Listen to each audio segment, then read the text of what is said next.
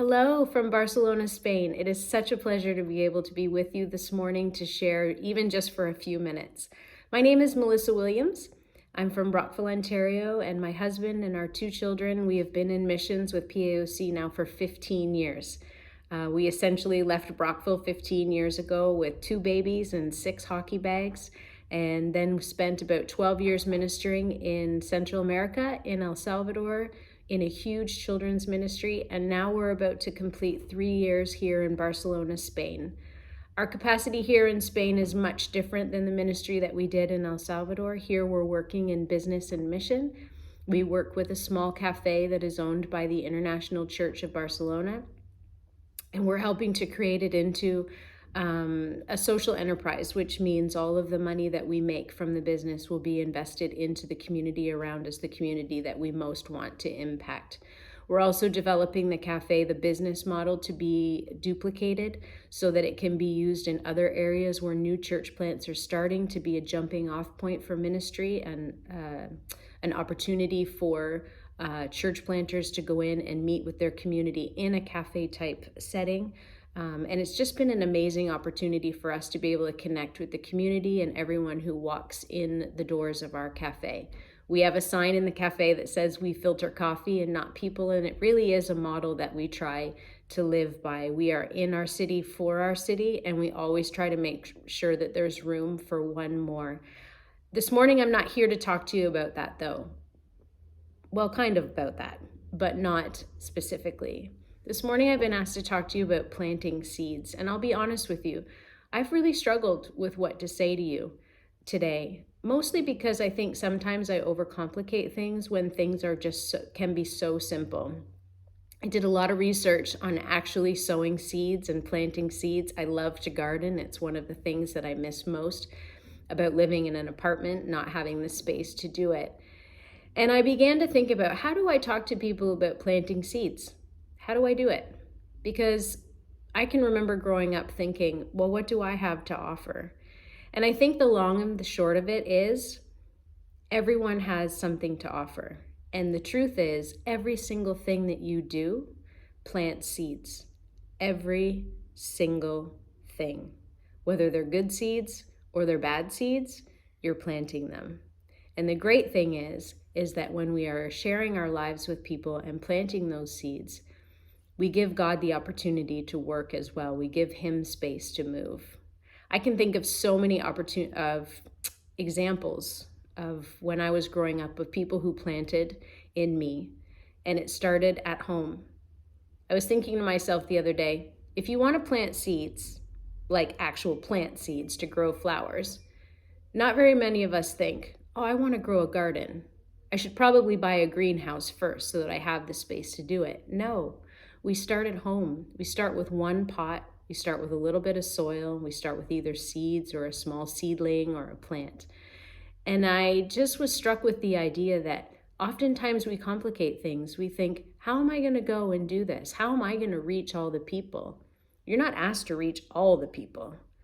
We're only asked to reach the people around us, and that starts at home. So I would say, if you want to plant seeds, start at home. Remember that everything that you do plants a seed in someone. So be conscious of what you're doing. Speak words of encouragement. Give love. Give hugs. Give grace. Be patient. When we think of how we're growing plants, when we start a new one, we start and we prepare the soil. We plant our seed. We check on it every day. We add a little water when it needs it. If we water it too much, we try to take care of it. We're patient. We have to be patient to watch it grow. And I thought to myself, how come we're so patient with plants, but we're not often that patient with people? What if we actually started treating people like we treat plants and gave them the space to grow? When they start to feel a little bit too crouched, what if we gave them a little bit more space? What if we transplanted people as quickly as we are able to transplant our plants? It's just so amazing the way that God works when we're working with people. I can think of so many examples of people in my life that planted seeds and probably didn't even know that they were doing it.